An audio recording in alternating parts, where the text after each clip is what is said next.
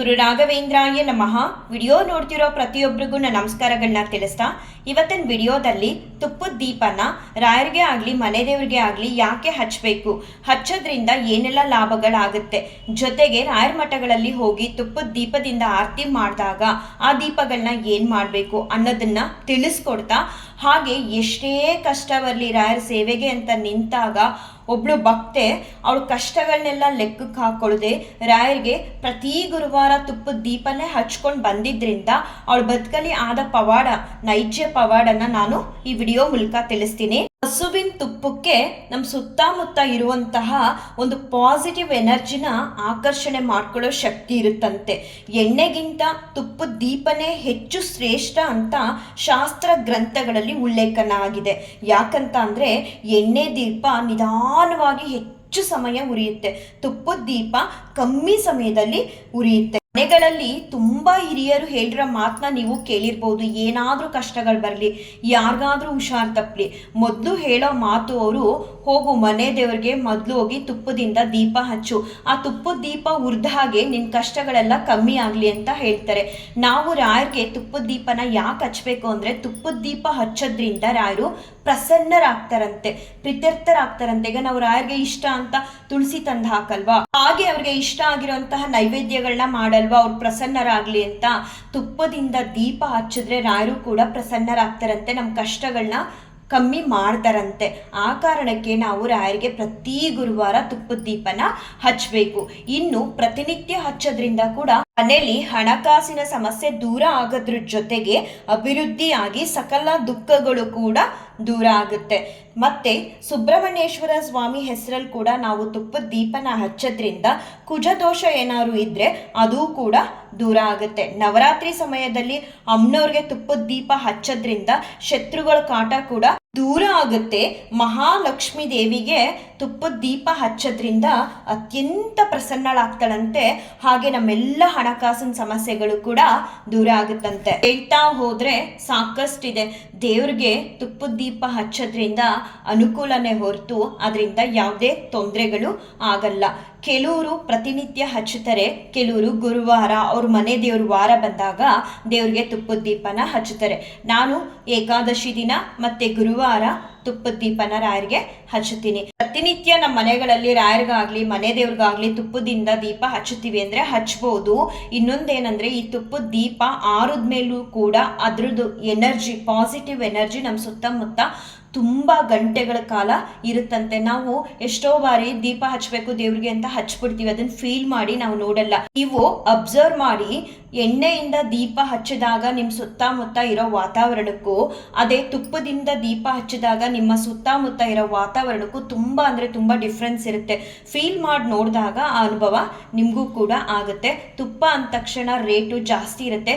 ಕೆಲವರು ಪ್ರತಿನಿತ್ಯ ರಾಯರಿಗಾಗ್ಲಿ ಮನೆ ದೇವ್ರಿಗಾಗ್ಲಿ ತುಪ್ಪದ ದೀಪ ಹಚ್ಬಿಡೋಣ ಅಂತ ಹೇಳಿ ಗ್ರಂಥಿ ಅಂಗಡಿಗಳಲ್ಲಿ ತುಂಬಾ ಕಮ್ಮಿ ಬೆಲೆಯಲ್ಲಿ ಸಿಗುವಂತಹ ತುಪ್ಪನ ತಂದು ದೇವ್ರಿಗೆ ತುಪ್ಪದಿಂದ ದೀಪನ ಹಚ್ಚುತ್ತಾರೆ. ಆ ರೀತಿ ಮಾಡಬಾರ್ದು, ಯಾಕಂದ್ರೆ ಅದು ಪರಿಶುದ್ಧ ತುಪ್ಪ ಆಗಿರಲ್ಲ. ಆದಷ್ಟು ಮನೆಯಲ್ಲೇ ಬೆಣ್ಣೆಯಿಂದ ತುಪ್ಪ ಕಾಯಿಸಿ ದೇವರಿಗೆ ಹಚ್ಚೋದ್ರಿಂದ ತುಂಬಾ ಶ್ರೇಷ್ಠ. ನಾವೇನಾದ್ರೂ ಚೆನ್ನಾಗಿಲ್ದೇ ಇರೋ ತುಪ್ಪನ ಊಟಕ್ಕೆ ಹಾಕೊಂಡು ಮಾಡ್ತೀವ ಊಟನ, ಇಲ್ಲ ತಾನೆ. ಹಾಗೆ ದೇವ್ರಿಗೂ ಕೂಡ ನೀವು ಅರ್ಧ ಚಮಚ ದೀಪಕ್ಕೆ ತುಪ್ಪ ಹಾಕಿ ಹಚ್ಚಿದ್ರೂ ಪರವಾಗಿಲ್ಲ. ಶ್ರೇಷ್ಠವಾಗಿರೋಂತಹ ತುಪ್ಪನೇ.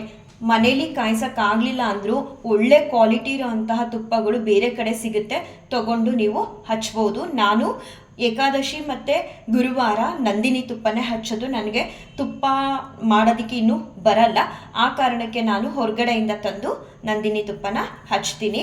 ಮಿಕ್ಸ್ಡ್ ಆಗಿರೋಂಥ ತುಪ್ಪನ ನಾವು ತುಪ್ಪದ ದೀಪ ಹಚ್ಚುತ್ತೀವಿ ಅಂತ ಹೇಳಿ ಹಚ್ಚಬಾರ್ದು. ಇನ್ನು ನಾವು ರಾಯರ ಮಠಗಳಲ್ಲಿ ಹೋಗಿ ರಾಯರಿಗೆ ಆರತಿ ಮಾಡ್ತೀವಿ ತುಪ್ಪದ ದೀಪದಿಂದ.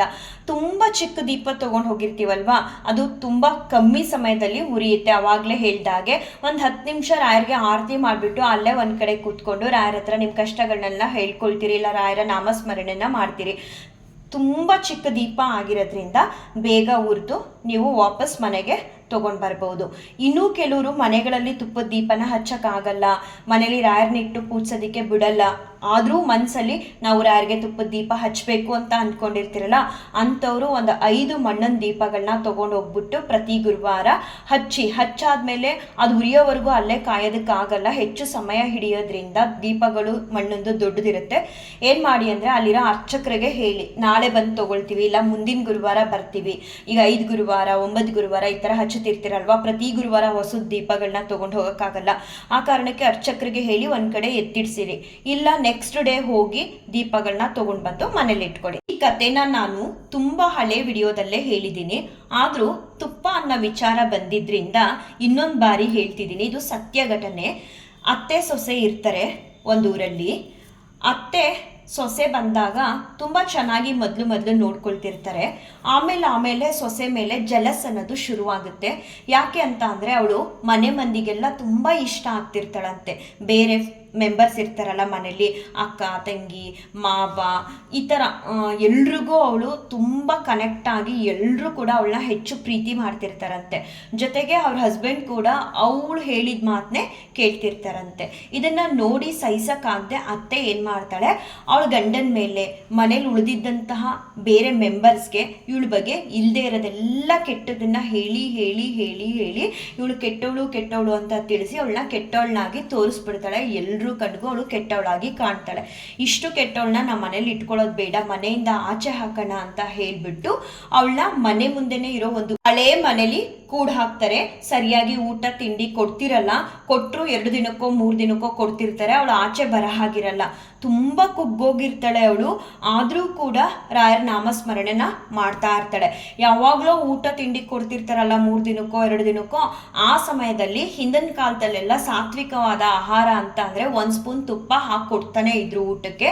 ಸೊ ಊಟಕ್ಕೆ ಅಂತ ಅವಳಿಗೆ 2 ದಿನಕ್ಕೆ 3 ದಿನಕ್ಕೆ ಕೊಟ್ಟಾಗ ಊಟನ ಅದ್ರೊಳಗಡೆ 1 ಸ್ಪೂನ್ ತುಪ್ಪ ಕೊಡ್ತಿರ್ತಾರಲ್ಲ, ಅದನ್ನು ಅವಳು ಎತ್ತಿಟ್ಕೊಂತಿರ್ತಾಳಂತೆ. ಎತ್ತಿಟ್ಕೊಂಡು ಪ್ರತಿ ಗುರುವಾರ ಬಂದಾಗ ರಾಯರನ್ನ ನೆನ್ಪು ಮಾಡಿಕೊಂಡು ಅಲ್ಲೇ ಒಂದು ಗೂಡು ಥರ ಮಾಡಿ ದೀಪನ ಹಚ್ಚುತ್ತಿರ್ತಾಳಂತೆ. ರಾಯರಿಗೆ ಒಂದೇ ಒಂದು ದೀಪನ ಇದೇ ರೀತಿ ಮಾಡ್ತಿರ್ತಾಳೆ. ತುಂಬ ಕುಗ್ಗೋಗ್ತಿರ್ತಾಳೆ, ರಾಯರನ್ನ ನೆನಪಿಸ್ಕೊಳ್ತಾಳೆ, ಅಳ್ತಾಳೆ. ಪ್ರತಿ ಗುರುವಾರ ಬಂದರೆ ಅವಳ ಪಾಲೊಂದು ತುಪ್ಪನ ತೊಗೊಂಡೋಗಿ ರಾಯರಿಗೆ ಹಚ್ಚುತ್ತಿರ್ತಾಳೆ. ಹೀಗೇ ನಡೀತಿರುತ್ತೆ ದಿನಗಳು. ಒಂದು ಸಲ ಏನಾಗುತ್ತೆ ಅಂತ ಅಂದರೆ ಅವ್ರ ಅತ್ತೆಗೆ ಇದ್ದಕ್ಕಿದ್ದಂಗೆ ದೃಷ್ಟಿ ಅನ್ನೋದು ಹೊಟ್ಟೋಗುತ್ತೆ. ಅವರತ್ತೆ ಎಲ್ಲಾ ಡಾಕ್ಟರ್ಗಳಿಗೂ ಕಣ್ಣ ತೋರಿಸ್ತಾಳೆ, ಏನೂ ಪ್ರಾಬ್ಲಮ್ ಇಲ್ಲ ಅಂತ ಹೇಳ್ತಾರೆ. ಆದ್ರೆ ಕಣ್ಣನ ದೃಷ್ಟಿ ಮಾತ್ರ ಕಾಣಿಸ್ತಿರಲ್ಲ. ಎಲ್ಲಾ ದೇವಸ್ಥಾನಗಳಿಗೂ ಕೂಡ ಹೋಗ್ತಾಳೆ. ಅಷ್ಟು ಮಾತ್ರ ಅಲ್ಲ, ರಾಯರ ಸೇವೆ ಕೂಡ ಮಾಡ್ತಾಳೆ. ಮಂತ್ರಾಲಯ ಮಠ ಇದೆಯಲ್ಲ, ಅಲ್ಲಿ ಸುತ್ತಮುತ್ತ ನಡೆದಿರೋ ಅಂತಹ ನೈಜ ಘಟನೆ ಇದು. ಅಲ್ಲೂ ಹೋಗಿ ರಾಯರ ಸೇವೆ ಎಲ್ಲ ಮಾಡ್ತಾಳೆ, ಬಟ್ ಕಣ್ಣನ ದೃಷ್ಟಿ ಬರಲ್ಲ. ತುಂಬ ಬೇಡ್ತಾಳೆ ರಾಯರ ಹತ್ರ, ಯಾಕೆ ಈ ಥರ ಆಗ್ತಿದೆ ನನಗೆ, ಎಲ್ರಿಗೂ ಇಲ್ಲಿ ಬಂದು ಸೇವೆ ಮಾಡಿದವ್ರಿಗೆಲ್ಲ ಒಳ್ಳೇದು ಮಾಡಿ ಕಳಿಸ್ತೀರಾ, ನನಗೆ ಯಾಕೆ ಈ ಥರ ಮಾಡ್ತಿದ್ದೀರಾ ಅಂತ ತುಂಬ ಕಣ್ಣೀರು ಇಡ್ತಾಳೆ ರಾಯರ ಹತ್ರ.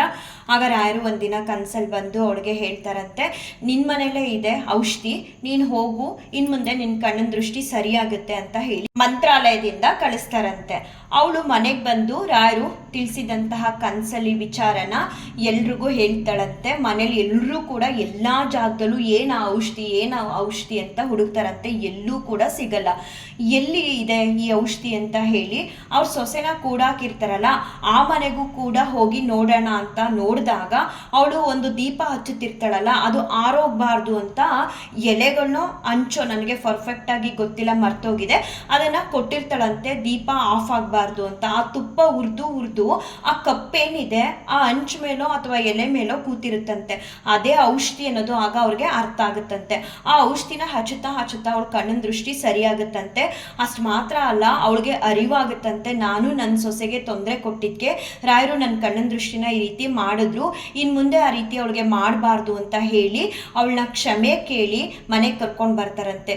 ಎಲ್ಲರೂ ಅವಳಿಗೆ ಮೊದಲ ರೀತಿನೇ ಗೌರವ ಕೊಟ್ಟು ಪ್ರೀತಿಯಿಂದ ನೋಡ್ಕೊಳ್ತಿರ್ತಾರಂತೆ. ಯಾರೇ ಆಗ್ಲಿ, ಏನೇ ಕಷ್ಟ ಬರಲಿ ರಾಯರಿಂದನೇ, ರಾಯರೇ ಎಲ್ಲವೂ ನಮಗೆ ಅಂತ ಹೇಳಿ ಆ ಕಷ್ಟಗಳ ಜೊತೆಗೆ ರಾಯರ ನಾಮಸ್ಮರಣೆ ಮಾಡ್ತಾ ಅವ್ರ ಸೇವೆನ ಮಾಡೋದ್ರಿಂದ ಎಂಥದ್ದೇ ಕಷ್ಟಗಳು ಬರಲಿ ರಾಯರು ಕೈ ಹಿಡಿತಾರೆ ಅನ್ನೋದನ್ನ ಈ ಕಥೆಯಿಂದ ತಿಳ್ಕೊಬಹುದು. ಅವಳಿಗೆ ಎಷ್ಟು ಕಷ್ಟ ಅಂದ್ರೆ 2-3 ದಿನಕ್ಕೊಂದ್ಸಲ ಊಟ ಕೊಡ್ತಿರ್ತಾರೆ. ಆ ಊಟದಲ್ಲಿ ಅರ್ಧ ಸ್ಪೂನ್ ತುಪ್ಪ ಕೊಡ್ತಿರ್ತಾರೆ, ಸಾತ್ವಿಕವಾದ ಆಹಾರ ಅಂತ ಹೇಳಿ. ಅದನ್ನೂ ಕೂಡ ಅವಳು ಊಟ ಮಾಡದೆ ರಾಯರಿಗೆ ಅಂತ ಹೇಳಿ ದೀಪನ ಹಚ್ಚುತ್ತಿರ್ತಾಳೆ ಆ ತುಪ್ಪದಿಂದ. ರಾಯರು ಅವಳ ಕಷ್ಟನ ಅರ್ಥ ಮಾಡಿಕೊಂಡು ಅವಳ ಕೈನ ಹಿಡಿದು ಅವಳಿಗೆ ಇದ್ದಂತಹ ಎಲ್ಲ ಸಮಸ್ಯೆಗಳನ್ನ ದೂರ ಮಾಡಿ ಅವ್ರ ಮನೆಯಿಂದ ಅವಳಿಗೆ ಗೌರವ ಕೂಡ ಸಿಗೋ ಹಾಗೆ ಮಾಡ್ತಾರೆ. ಅವಳು ಏನು ಮಾಡಿದ್ದು, ಎಷ್ಟೇ ಕಷ್ಟಗಳು ಬರಲಿ ಅವಳ ಕಷ್ಟಗಳ ನಡುವೆ ರಾಯರಿಗೆ ಅಂತ ಪ್ರತಿ ಗುರುವಾರ ತುಪ್ಪದ ದೀಪನ ಹಚ್ಚುತ್ತಾನೆ ಬಂದ್ಲು. ಅವಳು ಮಾಡಿದ ಸೇವೆ ಅವಳನ್ನ ಕೈ ಬಿಡದೆ ಕಾಪಾಡ್ತು. ರಾಯರೇ ಅವ್ರ ಅತ್ತೆಗೆ ಬುದ್ಧಿ ಕಲಿಸಿ ಅವ್ರದ್ದೇ ಆದ ರೀತಿಲಿ ಅವಳ ಕಷ್ಟಗಳನ್ನ ಪರಿಹಾರ ಮಾಡಿದ್ರು. ರಾಯರು ಎಲ್ಲರಿಗೂ ಒಳ್ಳೇದು ಮಾಡಲಿ, ಎಲ್ಲರನ್ನೂ ಕಾಪಾಡಲಿ ಅಂತ ಬೇಡ್ಕೊಳ್ತಾ ಈ ವಿಡಿಯೋನ ಎಂಡ್ ಮಾಡ್ತೀನಿ. ಶ್ರೀಕೃಷ್ಣಾರ್ಪಣಮಸ್ತು, ಶ್ರೀಕೃಷ್ಣಾರ್ಪಣಮಸ್ತು, ಶ್ರೀಕೃಷ್ಣಾರ್ಪಣಮಸ್ತು.